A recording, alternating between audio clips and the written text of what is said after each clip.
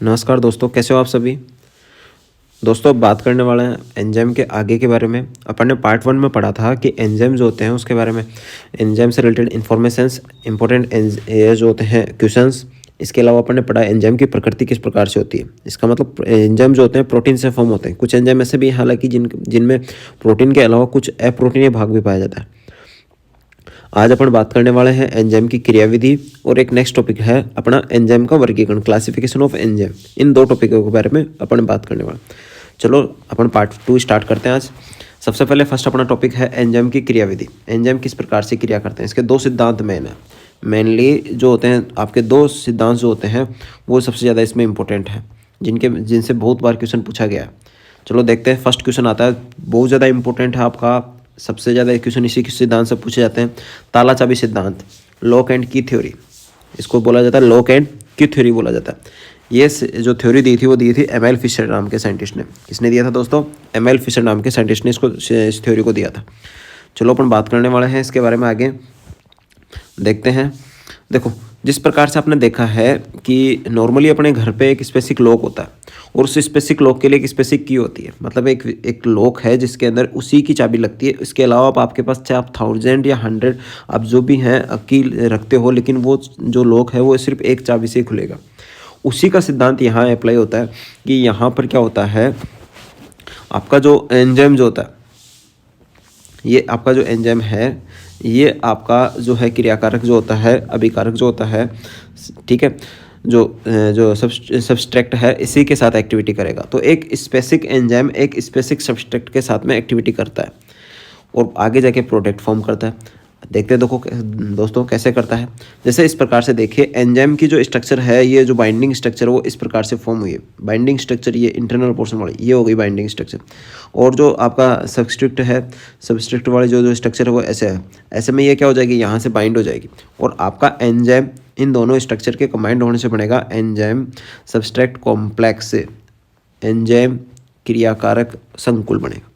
ये एक स्पेसिफिक जो होता है शेप के हिसाब से बनेगा।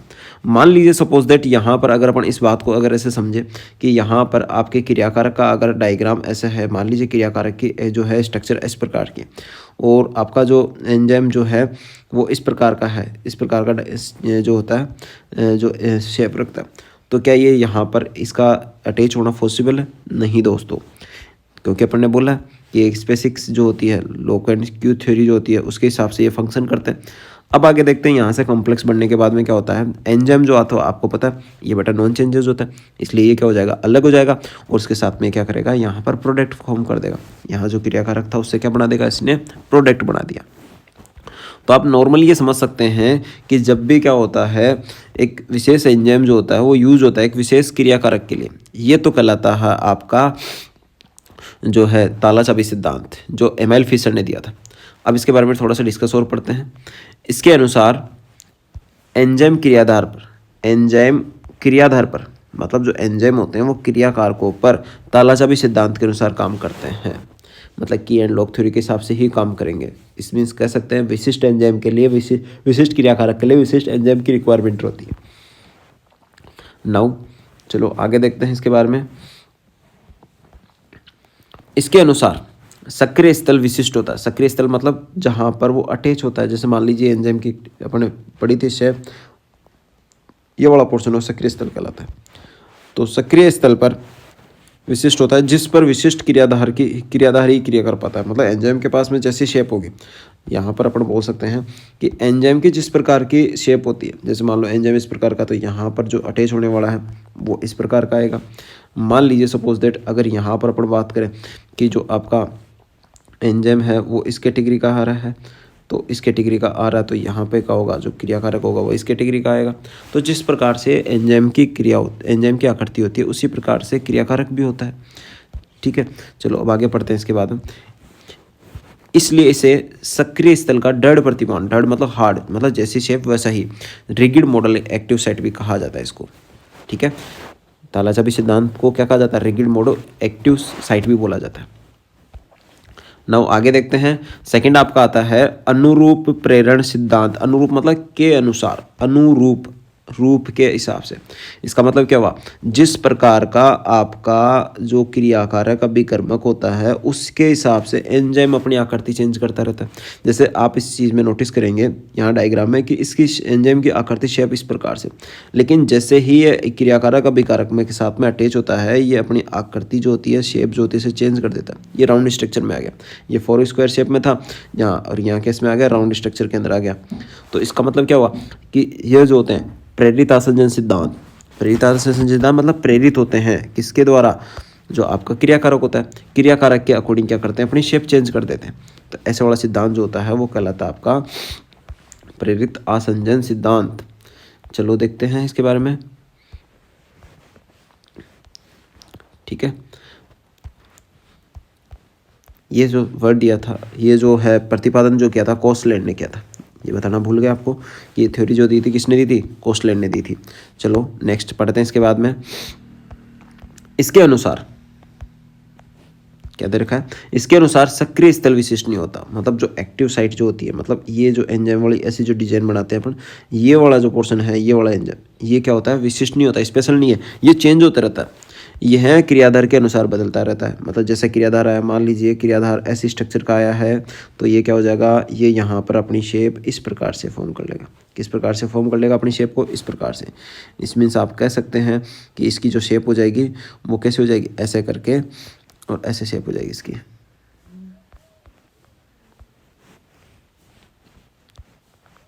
ऐसे ऐसे वाली शेप हो जाएगी इसकी, ताकि यहाँ क्या हो जाए, क्रियाकारक अटैच हो जाए। चलो देखते हैं। इसलिए इसे क्या कहा जाता है, लचीला प्रतिमान भी कहा जाता है, स्मूथ मॉडल भी बोला जाता है। क्यों स्मूथ क्यों बोला गया, क्योंकि यहाँ पर बात नोटिस करने वाली यह है कि यहाँ पर जैसा क्रियाकारक, जैसा अभिकारक, उसके अकॉर्डिंग एंजाइम अपना प्रतिरूप चेंज करता है, इसलिए इसको बोलते हैं लचीला प्रतिमान। दोस्तों नेक्स्ट टॉपिक है अपना एंजाइम का क्लासिफिकेशन। यहाँ अपन पढ़ते हैं क्लासिफिकेशन ऑफ एंजाइम, कि एंजाइम का जो वर्गीकरण है वो किस प्रकार से है, मतलब एंजाइम को उनकी क्रियाविधि के हिसाब से, उनकी स्ट्रक्चर के हिसाब से कितने टाइप्स में डिवाइड किया गया। ठीक है, यहाँ एक संस्था दे रखी है आपको, एक इंस्टीट्यूट दे रखा है IUB। आई का मतलब हो गया यहाँ पर इंटरनेशनल, यू का मतलब हो गया यूनियन, और बी का मतलब हो गया ऑफ बायोकेमिस्ट्री। इसका मतलब बोला जाएगा IUB का फुल फॉर्म क्या हुआ दोस्तों, इंटरनेशनल यूनियन ऑफ बायोकेमिस्ट्री। वापस रिपीट कीजिए, क्या नाम हुआ इसका, इंटरनेशनल यूनियन ऑफ बायोकेमिस्ट्री। अच्छा, बात करते हैं इसके 1961 के अंदर अंतर्राष्ट्रीय जैव रसायन संघ, ये इसी का इंग्लिश नेम, हिंदी नेम आ गया किसका, इंटरनेशनल यूनियन ऑफ बायोकेमिस्ट्री को हिंदी में बोला जाएगा अंतर्राष्ट्रीय जैव रसायन संघ के अनुसार एंजाइम को 6 कैटेगरीज में डिवाइड किया गया। ध्यान रहे बेटा, एंजाइम को कितनी कैटेगरीज में डिवाइड किया गया, 6 कैटेगरीज में डिवाइड किया गया।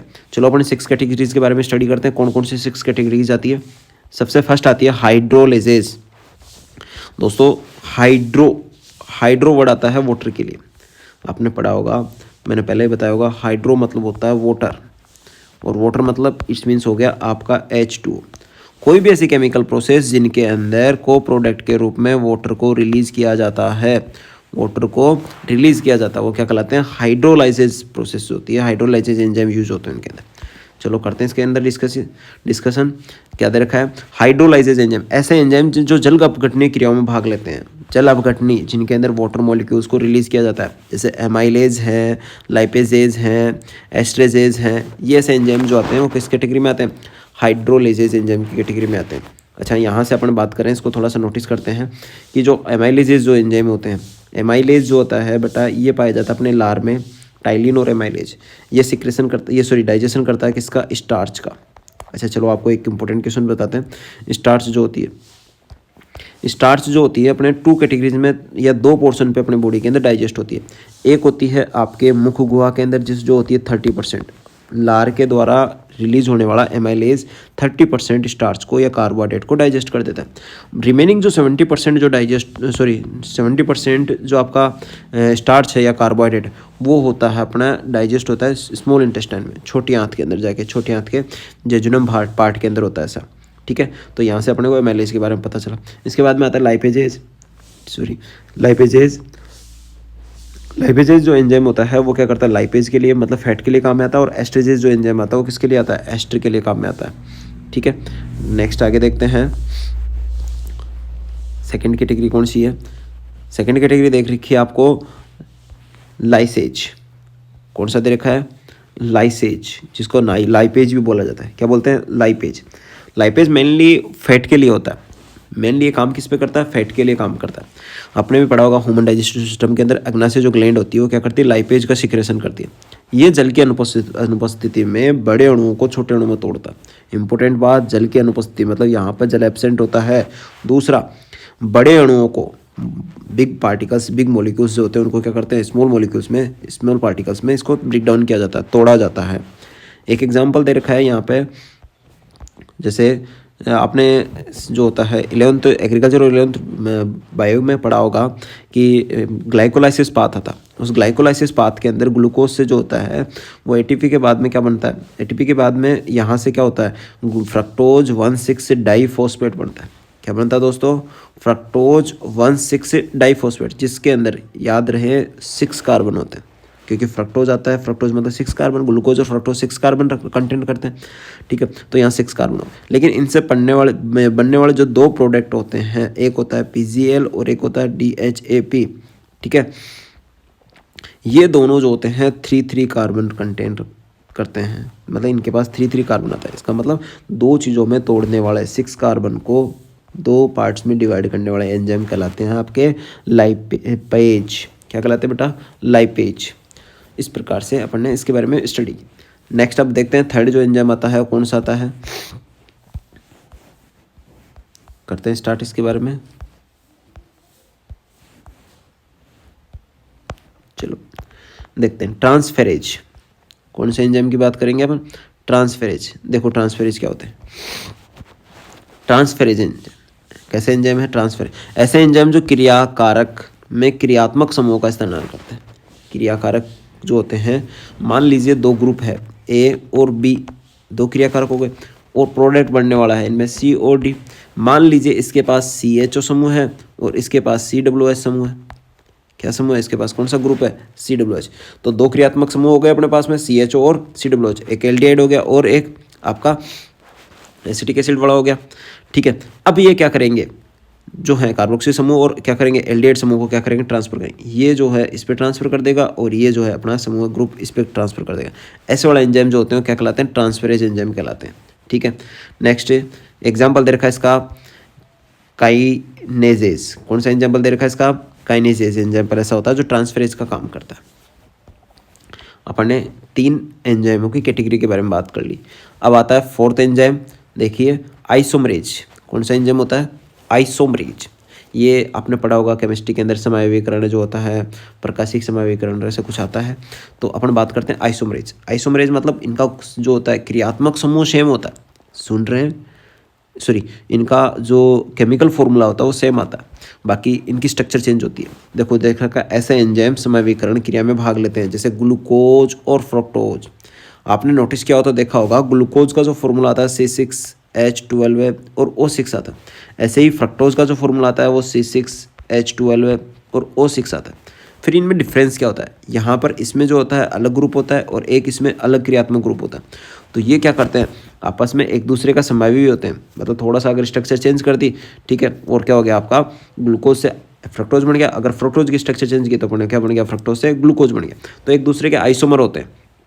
तो आइसोमर में पार्टिसिपेट करने वाले एंजाइम क्या कहलाते हैं? आइसोमरेज एंजाइम कहलाते हैं, ठीक है। अब आगे बढ़ते हैं, 5th आता है लाइगेज एंजाइम। कौन सा आता है दोस्तों? Ligase enzyme. चलो लाइगेज के बारे में पढ़ते हैं। ऐसे एंजाइम, वैसे लाइगेज में बता दूं आपको, लाइगेज आता है जोड़ने का काम करता है। लाइगेज का मोस्टली काम होता है जोड़ना। आपने पढ़ा होगा जो डीएनए के सेगमेंट्स होते हैं, मैं बताऊँ आपको, जैसे मान लो सपोज दैट अपन इसके बारे में पहले डिस्कस कर लेते हैं।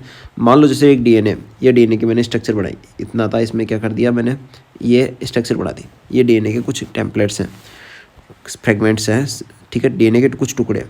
अगर अपन देखा जाए तो इन डीएनए के टुकड़ों को अगर अपने को वापस से जोड़ना हो तो यहाँ अपन काम में लेंगे डीएनए लाइगेज। ये लाइगेज एंजाइम क्या करेगा? यहाँ से इसको बाइंड कर देगा, यहाँ से इसको बाइंड कर देगा और यहाँ से इसको बाइंड कर देगा।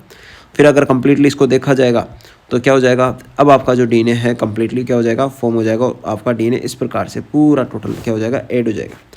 तो ऐसे में डीएनए के सेगमेंट्स, जो ये डीएनए सेगमेंट्स था, एक ये था, एक ये था और एक ये, 4 सेगमेंट जो थे उन सबको जोड़ के एक सिंगल डीएनए में कन्वर्ट किया। वो ऐसा एंजाइम जो होता है उसको बोलते हैं अपन डीएनए लाइगेज। चलो पढ़ते हैं इसके बारे में, डीएनए लाइगेज के बारे में। देखो ऐसे एंजाइम बंधों को बनाने, बॉन्ड्स जो होते हैं हाइड्रोजन बॉन्ड्स ऐसे बोल सकते हैं अपन, डीएनए में हाइड्रोजन बॉन्ड होते हैं, छोटे अणुओं को जोड़ने का काम करते हैं, जैसे डीएनए लाइगेज। एग्जांपल क्या हो गया इसका, डीएनए लाइगेज मैंने बताया आपको। और डीएनए लाइगेज का फंक्शन क्या होता है, डीएनए खंडों को जोड़ना। डीएनए खंड जो होते हैं, डीएनए सेगमेंट्स जो होते हैं, उनको क्या करता है, आपस में बाइंड करता है। नाउ आगे डिस्कस करते हैं अपन। लास्ट आता है अपना जो होता है एंजाइम, जो लास्ट है वो है ऑक्सीडो रिडक्टेज। कौन सा एंजाइम है दोस्तों, ऑक्सीडो रिडक्टेज। जैसे नाम से पता चल रहा है, ऑक्सीडो मतलब ऑक्सीडेशन प्रोसेस होती है इसमें, रिडक्टेजेज मतलब वो क्या होता है, रिडक्शन प्रोसेस होती है। मतलब ऐसे जो एंजाइम जो ऑक्सीडन और ऑक्सीडो ऑक्सीडेशन होता है और रिडक्शन जो होता है, उन दोनों प्रोसेस के अंदर क्या करते हैं, सम्मिलित होकर एक साथ पार्टिसिपेट करते हैं, उनको कहा जाता है ऑक्सीडो रिडक्टेज। चलो इसके बारे में बात करते हैं।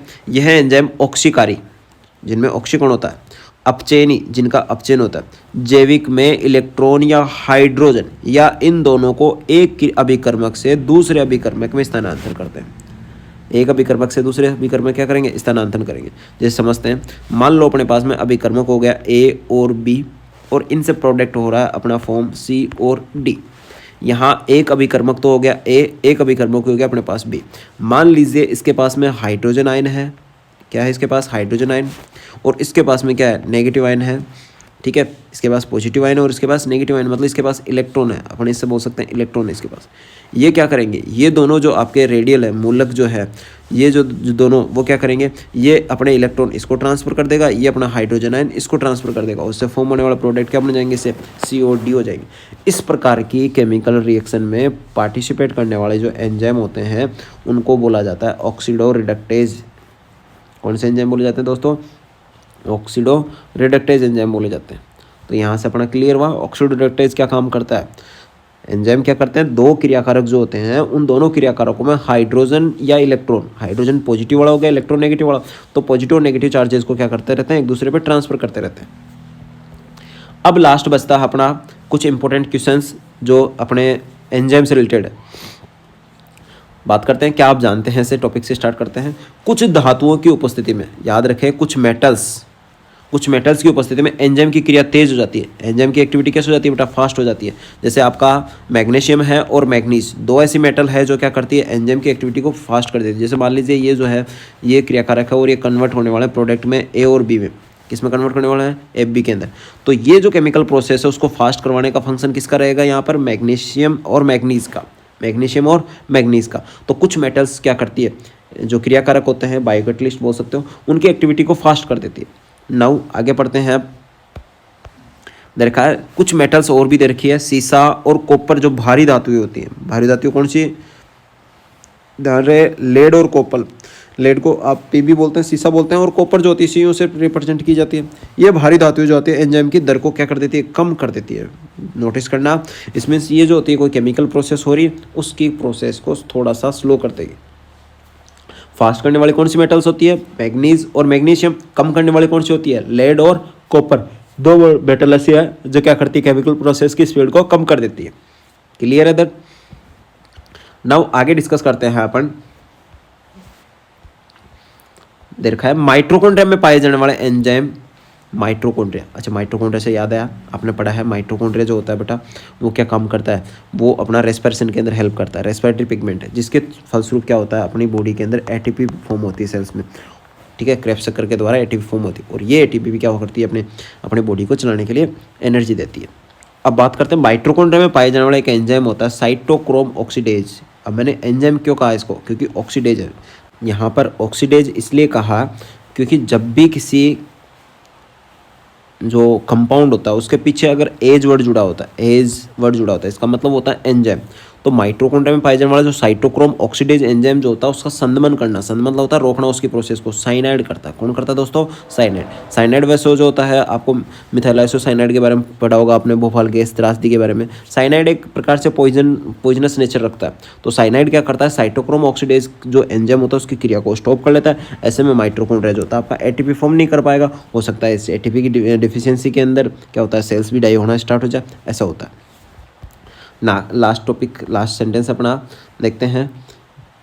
ठीक है, देख रखा है प्रोटीन एंजाइम पेप्सिन जो है एंजाइम प्रोटीन का पाचन प्रारंभ करता है। अच्छा दोस्तों, अपन डाइजेस्टिव सिस्टम में पढ़ा था कि मेनली अपने जो होता है स्टोमक, उससे पेप्सिनोजन रिलीज होता है। पेप्सिनोजन एंजाइम जो होता है, पेप्सिनोजन वो एंजाइम रिलीज होता है। ये पेप्सिनोजन एंजाइम जो होता है पहले इनएक्टिव कंडीशन में होता है और ये HCl से एक्टिविटी करता है। ये पहले आता है इनएक्टिव, ये निष्क्रिय अवस्था में होता है। किस अवस्था में होता है? निष्क्रिय। जब ये HCl से जुड़ जाता है तब ये बन जाता है पेप्सिन। क्या बन जाता है दोस्तों?